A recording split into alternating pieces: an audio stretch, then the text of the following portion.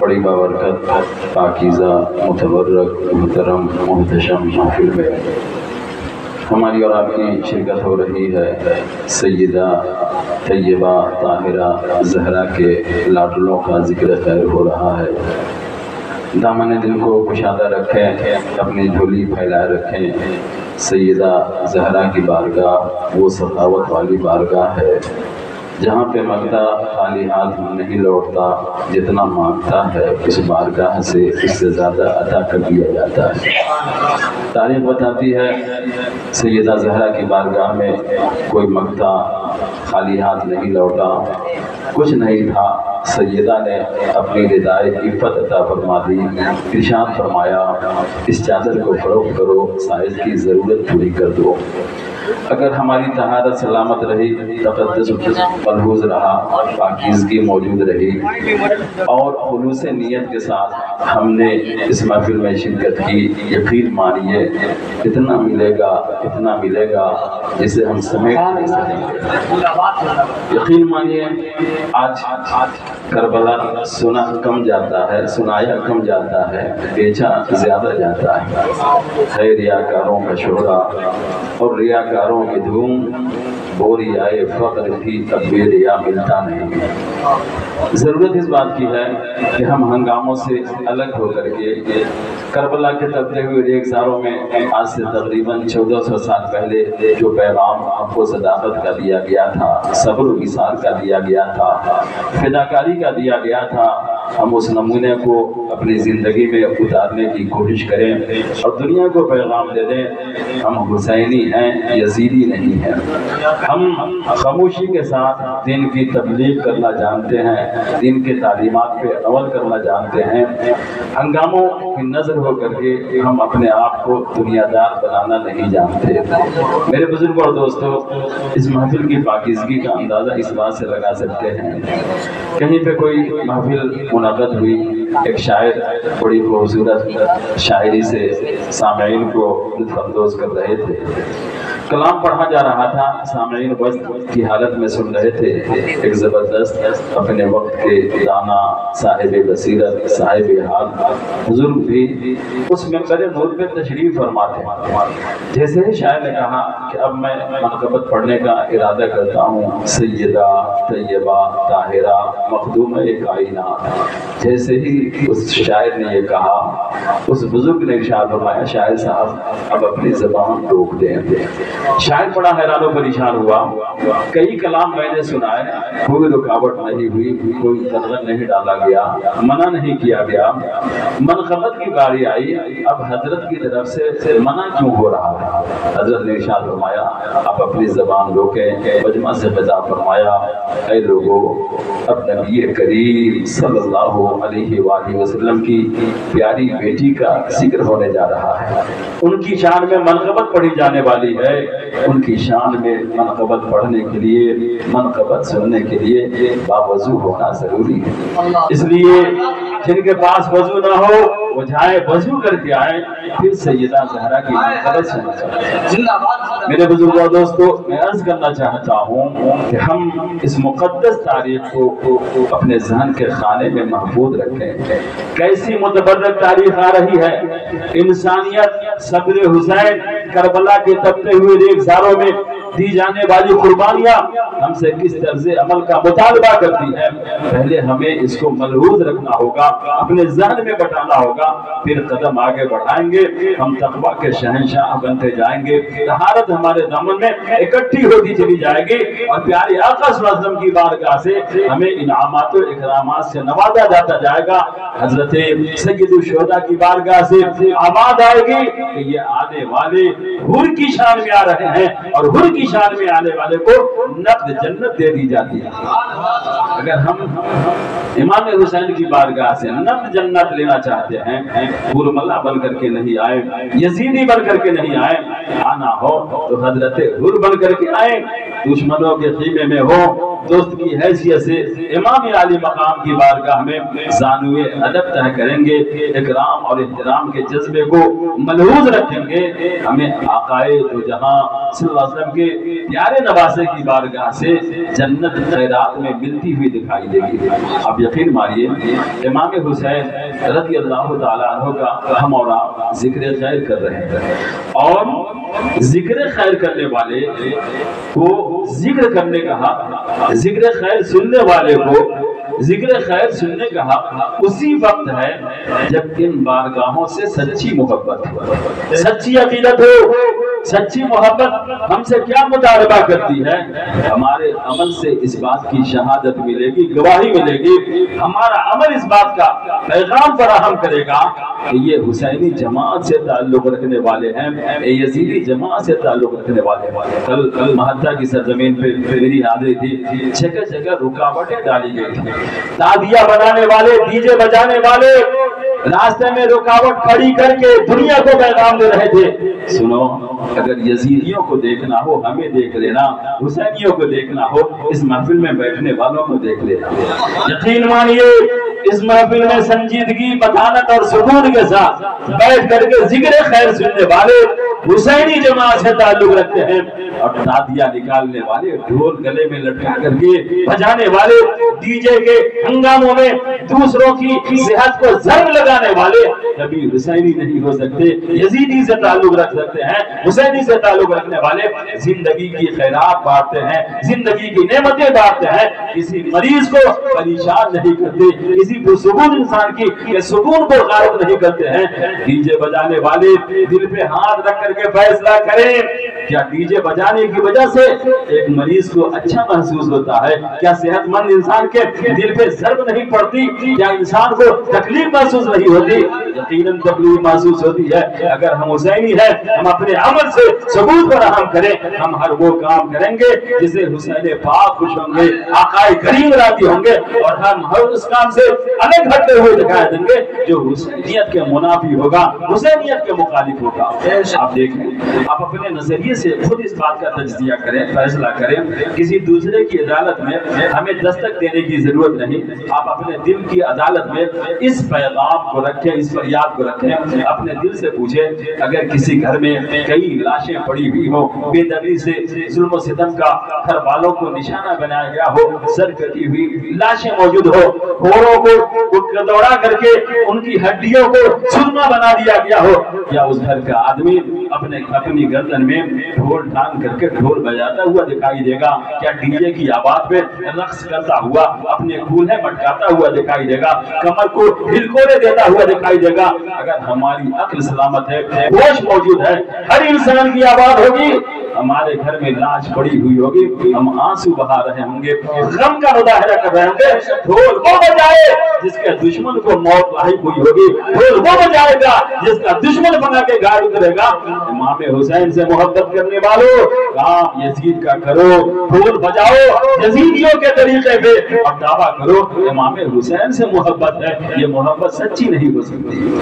جانتے ہیں اس محبت کی قدر و قیمت کیا ہے، قدر و منزلت کیا ہے؟ اس محبت کے پیمانے کو آقائے کریم صلی اللہ علیہ وسلم کے فرمان سے ناپنے کی کوشش کریں، اور یقین مانیے آج 10ویں محرم کو ہم کیا مناتے ہیں؟ امام حسین کا سالانہ مناتے ہیں، برسی مناتے ہیں، عرس مناتے ہیں، جو کہہ لیں، عرس کہیں جب بھی صحیح، سالانہ کہیں جب بھی صحیح، برسی کہیں جب بھی صحیح۔ اگر ہمارے باپ کی برسی منائی جا رہی ہو، ہمارے دادا کی برسی منائی جا رہی ہو، اور ہم ڈی جے پہ اپنے پاؤں کو ہلاتے ہوئے دکھائی دیں، ڈھول بجا کر کے گانے باجے سے ہم اپنے باپ کی برسی کا استقبال کریں، سواگت کریں، اس میں رنگ بھرنے کی کوشش کریں، ہمارا ضمیر کیا اس بات کی اجازت دے گا؟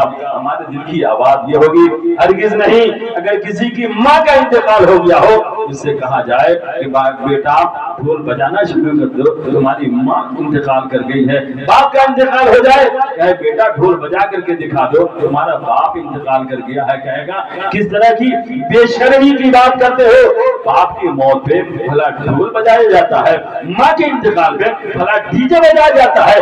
اپنے باپ کی موت پہ ڈی جے نہ بجانے والوں، اپنی ماں کی موت پہ ڈھول نہ بجانے والے، کس منہ سے امام حسین کے نام پہ ڈھول بجاتے ہو، ان کی برسی پہ ڈی جے بجاتے ہو؟ عقل کہاں چلی گئی ہے؟ شعور کہاں گم ہو گیا ہے؟ فکر و خرد کا دیوانہ نکل گیا ہے۔ اگر ہمارا فکر، ہماری فکر سلامت رہتی، فکر کی آواز ہوتی، ماں کی موت پہ، باپ کی موت پہ اگر ڈی جے نہیں بج سکتا ہے تو امام علی مقام کی برسی پہ کبھی بھی ڈی جے نہیں بجایا جا سکتا۔ میرے بزرگ اور دوستو،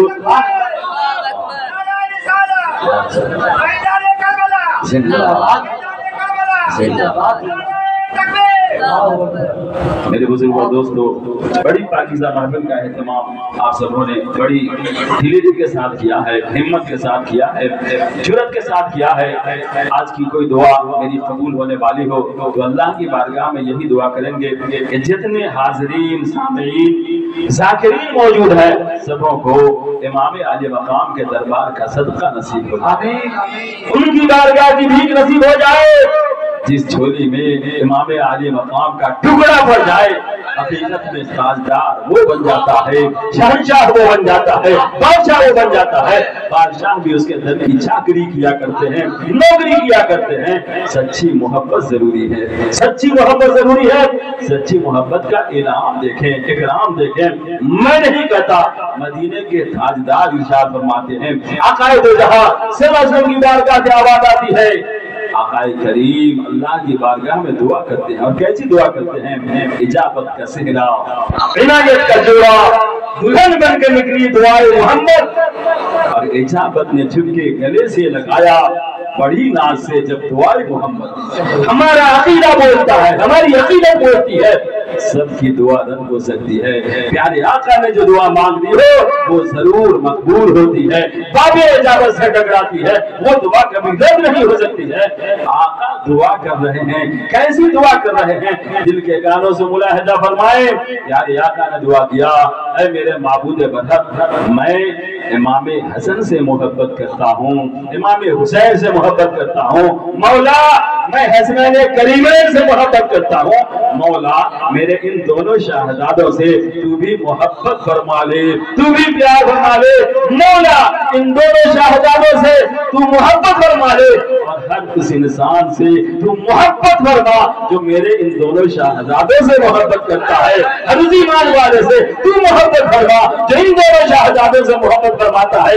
امام حسن سے محبت کرنے والے، امام حسین سے محبت کرنے والے اپنے آپ کو معمولی نہ سمجھو، محبوبیت کا درجہ مل گیا ہے، قرب الہی کی منزل مل گئی ہے، وہ منزل ہے جس منزل کو کوئی اور نہیں دے رہا ہے، جنت کا مالک دے رہا ہے، جنت کا مختار دے رہا ہے۔ پیاری آقا کی بارگاہ سے آواز آتی ہے، میری دعا نظر نہیں ہوتی، حسنین کریمین کو محبت کی نظر سے دیکھنے والوں، ذکر سننے والوں، ذکر کرنے والوں، آج رات کے سناٹے کا، رات کی تاریکی کا جتنا زیادہ یقین ہے اس سے زیادہ تمہیں یقین کرنا ہے کہ اللہ نے اس ذکر کے صدقے میں، محبت کے صدقے میں تمہیں اپنا محبوب بنا لیا ہے، محبوب بنا لیا ہے۔ پیارے آقا نے دعا کیا ہے، جو حسین سے محبت کرے اے اللہ تو اس سے محبت فرما دے۔ اللہ ہم سے محبت فرما رہا ہے کیونکہ ہم نے حسین سے محبت کیا ہے، ہماری محبت سچی ہے، ہماری عقیدت سچی ہے، ہماری الفت سچی ہے۔ اب ہم اپنے کردار کو اس آئینے میں دیکھنے کی کوشش کریں۔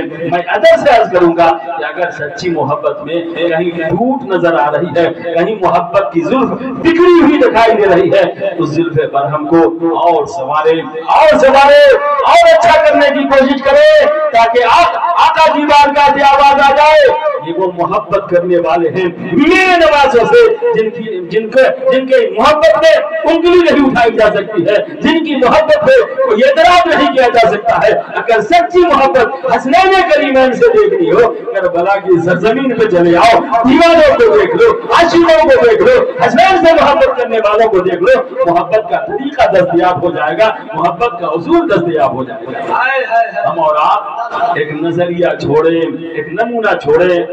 ہم نے دیکھا مہاتا کی سرزمین پہ جاتے ہوئے 11 روز کی میری شرکت ہوئی وہاں کی محفل محفل میں مسلسل میں نے دیکھا کہ سائٹ دینے کے لیے تیار نہیں، محفل میں جانی ہے، واپسی ہو رہی ہے، ڈی جے بجانے والے بے دردی سے اسراف کر رہے ہیں، تبذیر کر رہے ہیں، پیسے کو پانی کی طرح بہا رہے ہیں شیطان کے راستے میں۔ یزید کو کچھ کرنے کے لیے آپ تاریخ کے حوالے کو اپنی نگاہوں کے سامنے رکھیں، ماتم کدھر تھا، خوشی کدھر تھی، ڈی جے کدھر بج رہا تھا، سناٹا کدھر تھا، ڈھول کی آواز کدھر سے آ رہی تھی اور سکون کدھر دکھائی دے رہا تھا۔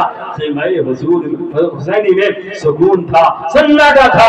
اگر تماشا نکالا جا رہا تھا تو یزیدی خیمے میں نکالا جا رہا تھا، باجے بج رہے تھے، قافلہ نکل رہا تھا، جلوس نکل رہا تھا تو یزیدی خیمے میں نکل رہا تھا۔ اب ہمیں غور کرنا ہے، ہمیں کس خیمے کا انتخاب کرنا ہے، یزیدیوں کے خیمے کا انتخاب کرنا ہے یا حسینیوں کے خیمے کا انتخاب کرنا ہے۔ اگر ہمارا ضمیر زندہ ہے آواز آئے گی، ہمیں حشر امام علی مقام کے سائے میں چاہیے، حسین پاک کے خیمے میں چاہیے، تو پھر ہمیں وہ طریقہ اختیار کرنا ہوگا جو کربلا کی زمین سے ہمیں مل رہا ہے، حسین پاک کے خیمے سے مل رہا ہے۔ سبحان اللہ، غور کریں۔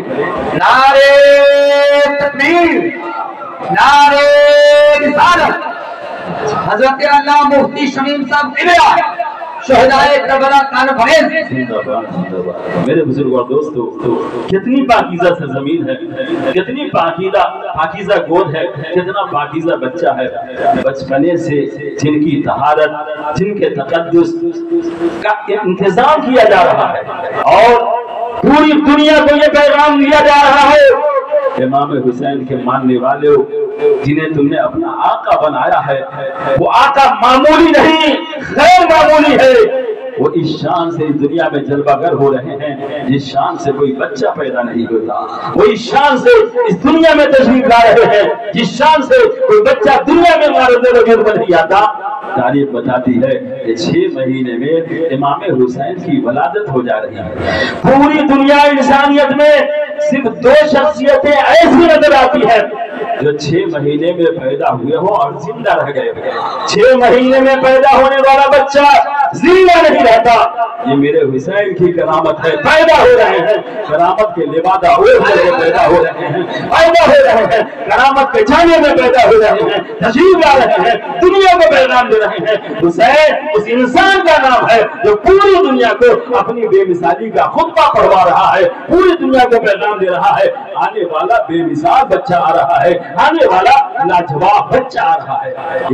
ایک اپنے زمانے کے پیغمبر حضرت یحییٰ علیہ السلام و تسلیم ہیں جن کی ولادت 6 مہینے میں ہوئی، اور دوسرے ہمارے اور آپ کے آقا امام حسین پاک ہیں جن کے ذکر سے ہم اپنی جھولیاں بھر رہے ہیں، دامن پھیلا کر کے اس بارگاہ سے خیرات مانگ رہے ہیں۔ یقین مانیے اس بارگاہ کی خیرات ہی کا نتیجہ ہے کہ آج ہم آپ کے سامنے دکھائی دے رہے ہیں، ذکر کرنے کی توفیق مل رہی ہے۔ امام علی مقام کی بارگاہ میں پچھلے سال میری حاضری ہوئی تھی، عرض کیا تھا امام علی مقام میں بہت دور سے چل کر کے آیا ہوں، ہمارے ساتھی بہت دور سے چل کر کے آئے ہیں، امام علی مقام ہماری بذات کیا کہ ہم آپ کے دربار میں آ سکیں، یہ تو آپ کا کرم ہے جو اپنے غلاموں کو اپنے دربار میں بلا لیا ہے۔ محروم نہ ہو جائیے، ہم اس لائق نہیں کہ آپ کے دربار